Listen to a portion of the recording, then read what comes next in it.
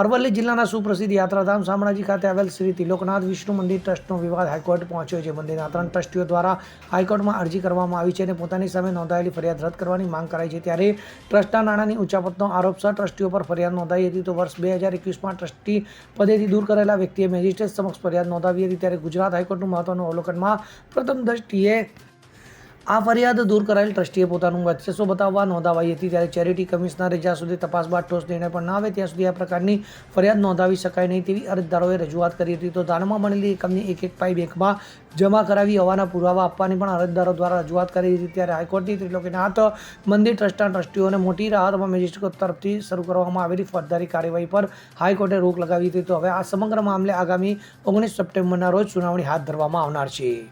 અમિત ઉપાધ્યાય સાથે CN24 news Aravalli. હવે જુઓ દેશ દુનિયાની તમામ ખબરો તમારી આંગળીના ટેરવે. ઉઠાવો મોબાઈલ અને Google Play Store પરથી ડાઉનલોડ કરો અમારી CN24 ન્યૂઝ મોબાઈલ એપ.